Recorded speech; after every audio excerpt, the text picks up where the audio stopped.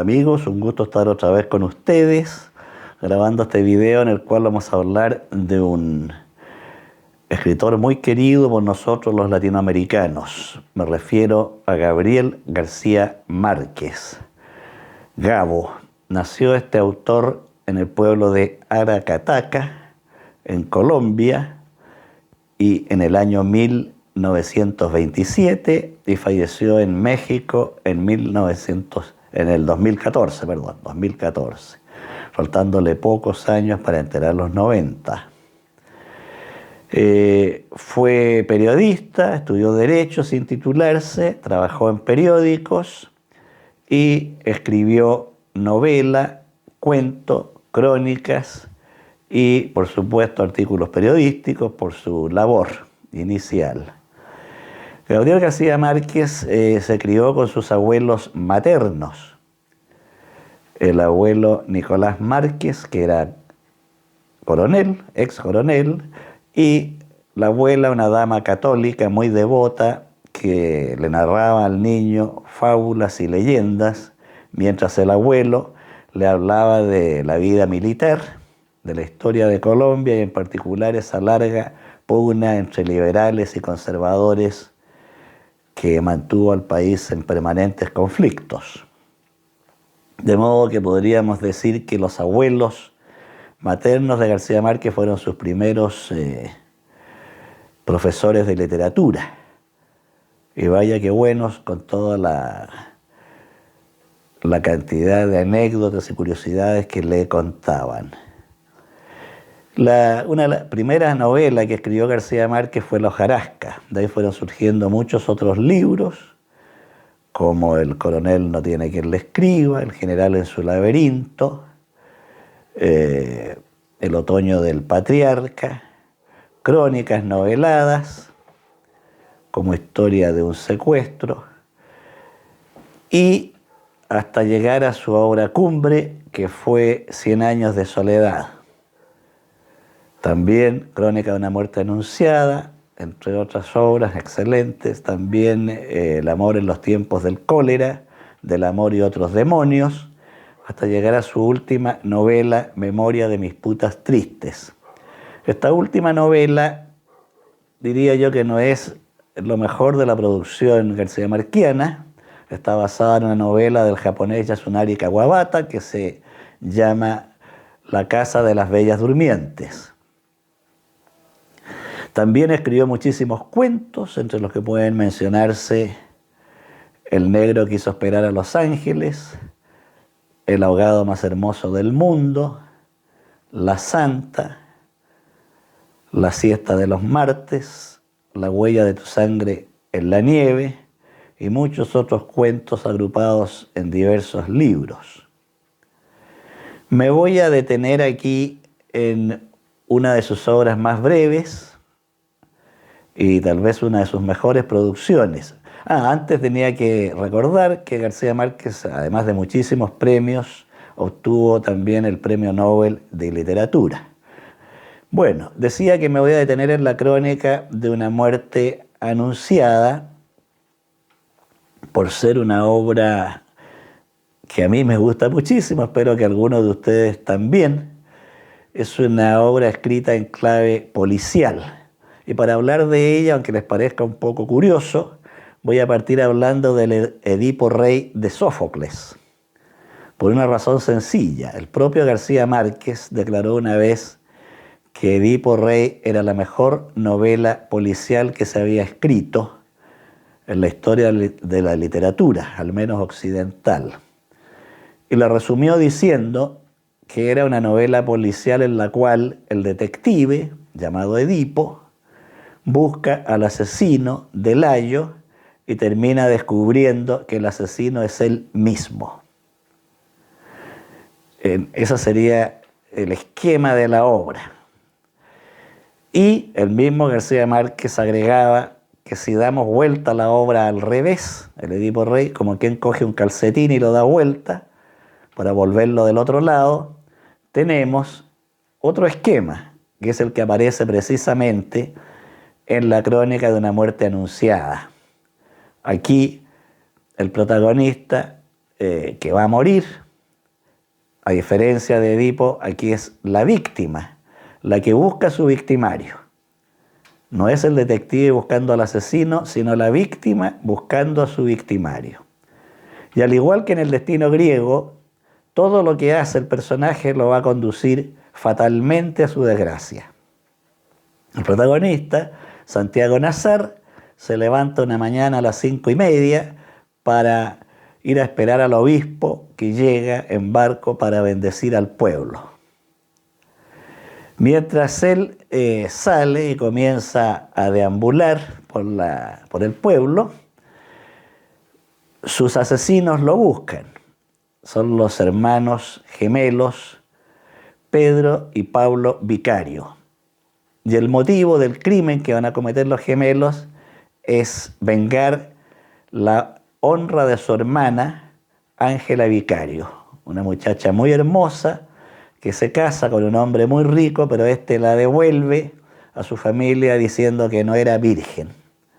Entonces, cuando la madre y los hermanos le preguntan quién la deshonró, se limita a decir Santiago Nazar.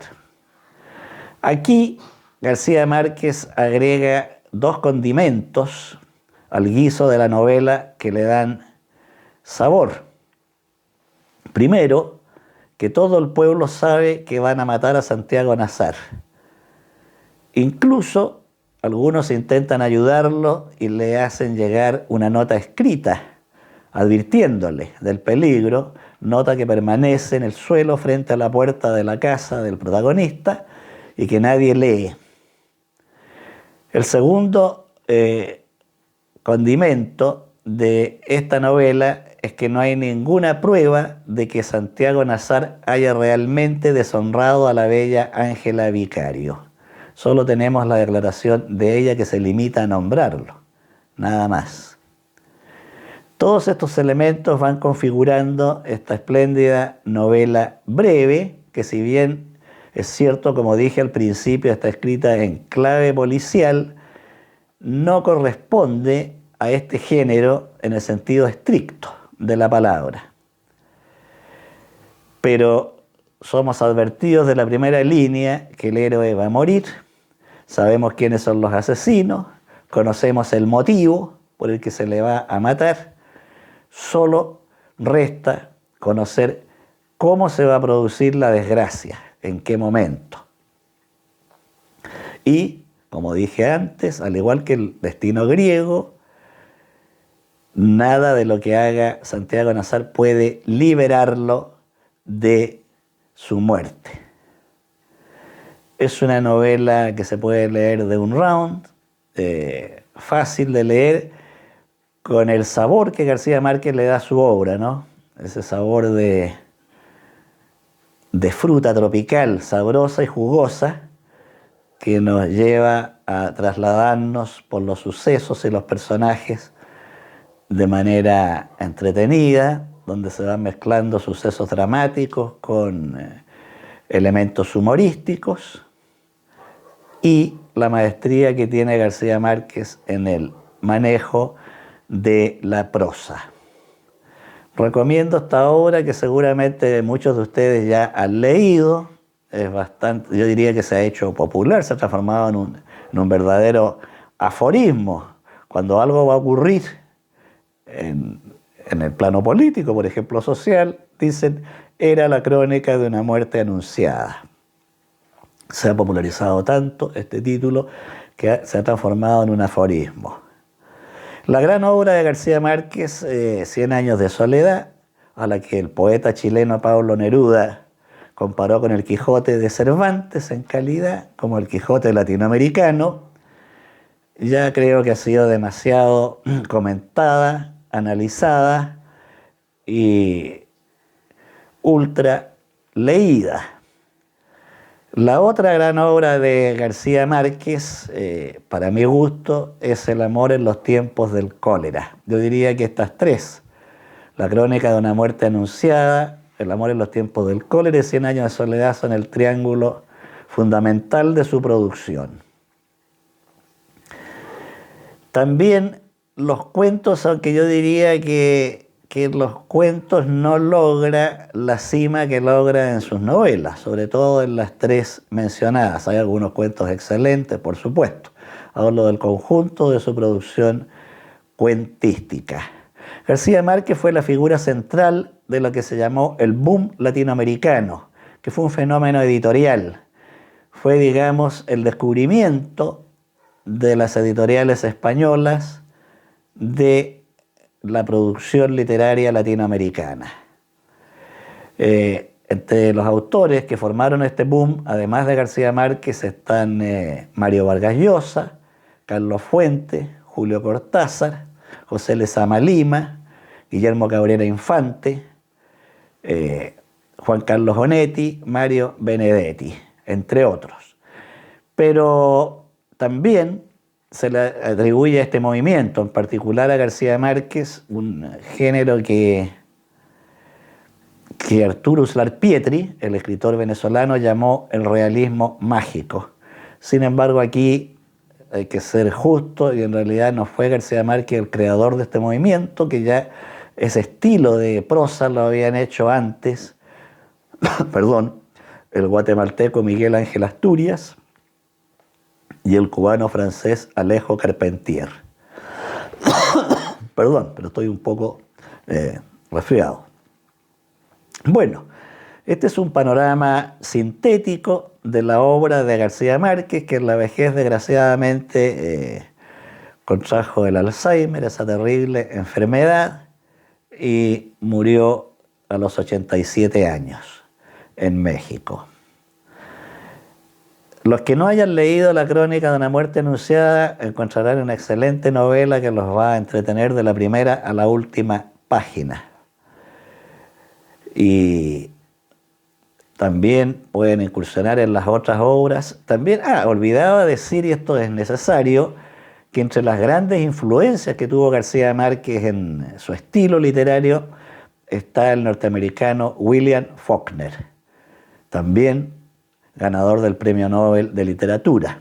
Antes que García Márquez, ya Faulkner había creado un pueblo mítico, el condado de Yocna-Patagua, cuyo patriarca era también el coronel Sartori, así como en Macondo el patriarca es el coronel Aureliano Buendía y la familia Buendía.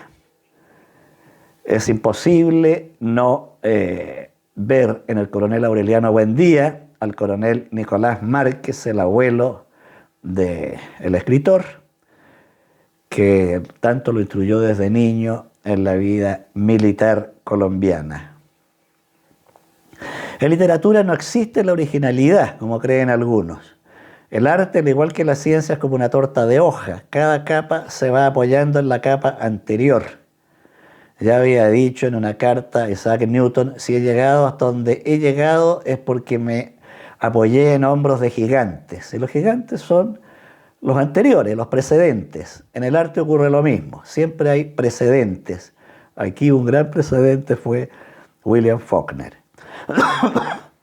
Me van a tener que perdonar esta carraspera. Bueno, voy a quedar hasta aquí con este autor. Estoy con la garganta un poco apretada. Y los voy a invitar a escuchar un breve opúsculo que escribí para mi página web, palabrahuella.cl, que les va a leer Mariana y se titula El origen de las religiones. Espero que les guste. Un gusto saludarlos. El nacimiento de las religiones. Te invito, lector, a un viaje imaginario. Iremos a un pasado remoto. Gracias a la imaginación hemos llegado a la prehistoria. En la boca de una caverna hay un hombre bajo, grueso, tosco, de melena y barba negra y tupida. Se abriga con pieles de oso. En la mano derecha sostiene un garrote de madera retorcida, llena de nudos. Al mirarlo con atención, concluimos que es primo hermano del orangután. El cielo está despejado. Nuestro héroe se dispone a salir de cacería. Da unas cuantas zancadas y de pronto siente que el suelo tiembla bajo sus anchos pies.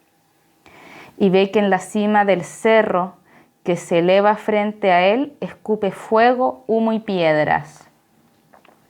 ¿No es natural que sienta terror? El sujeto cae de bruces y aullando suplica al cerro que no lo devore.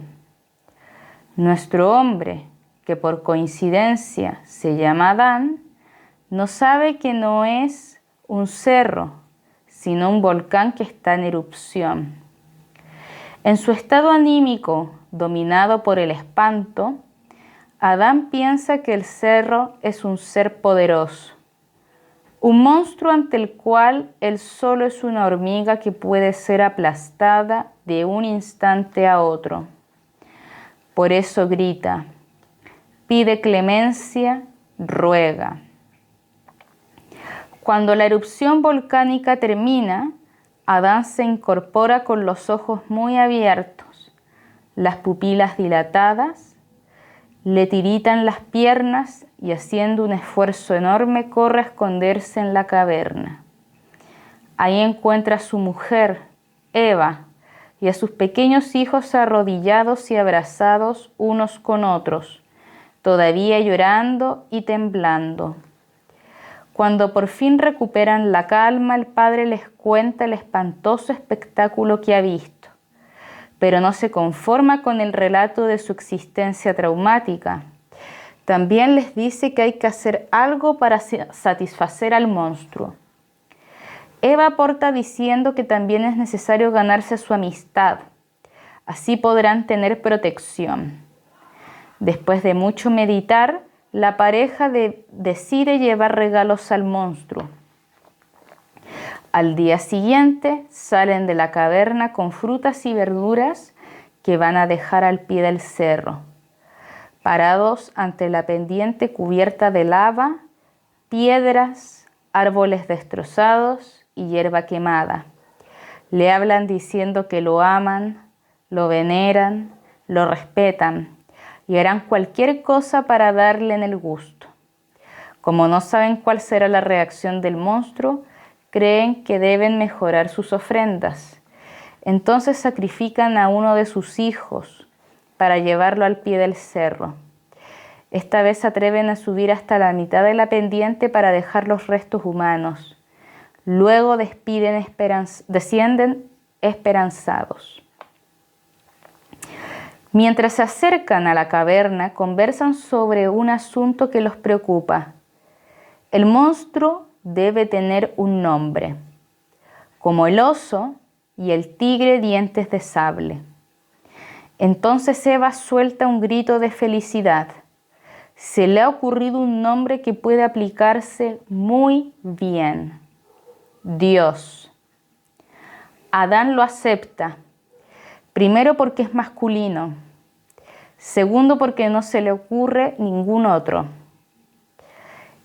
El mismo proceso se repite con otros fenómenos naturales que los espantan. El rayo, el trueno, los huracanes, aluviones, el silbido de un ave nocturna escondida en el espeso follaje de un bosque, una serpiente enroscada en el tronco de un árbol. Así va surgiendo una gran multitud de dioses.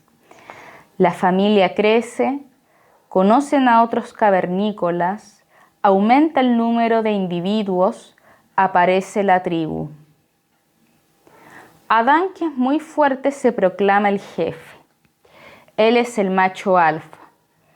Otro sujeto flaco, divilucho, pero astuto, que ostenta el curioso nombre de Olip, se hace amigo del jefe y acaba siendo su consejero en cuestiones misteriosas, es decir, aquellas que no pueden explicar, y especialmente en materia de dioses. Olip percibe con rapidez que los miembros de la tribu temen a los dioses. Por esta razón observa, estudia, analiza las deidades. Se da cuenta que manejando el miedo y el misterio, él adquiere poder. Ya tenemos los dos factores que dominan a la tribu: la fuerza bruta y la administración del miedo. Con el paso del tiempo, esta relación se perfecciona y complejiza. El astuto Yip da lugar al adivino hechicero, clarividente, astrólogo, el sacerdote. Estos descendientes de Oyib son intermediarios entre los integrantes del clan y los dioses. Pueden comunicarse con las divinidades, interpretarlas y transmitir su mensaje al pueblo tribal. Se organizan las ofrendas y sacrificios, se crean rituales, cantos, danzas, plegarias, se construyen altares, templos. Los dioses son pintados en paredes rocosas, labrados en madera y piedra. Adquieren nuevas formas y significados. Surgen figuras humanas mezcladas con partes animales, hasta decantar en deidades hechas a imagen y semejanza del hombre. El jefe, caudillo, rey, pasa a ser descendiente directo de un dios. Por lo tanto, el poder del rey es absoluto. Los sacerdotes forman la clase sacerdotal, que es poseedora del conocimiento sagrado. Ellos establecen normas, sanciones y premios.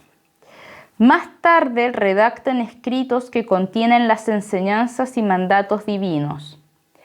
El poder de la fuerza se convierte en ejército. El poder de los sacerdotes en iglesia. Esta no es otra cosa que el miedo más el misterio transformado en institución, con una jerarquía y un organigrama. El sacerdote que dirige las ceremonias religiosas pasó a ser el pontífice, adquiriendo un rango superior. La fuerza física y la fuerza inmaterial, miedo y misterio, poseen el poder político. Julio César fue pontífice, reuniendo en sí mismo el poder militar, político y religioso. Espero, estimado amigo lector, que hayas disfrutado el viaje, aunque no compartas mis ideas.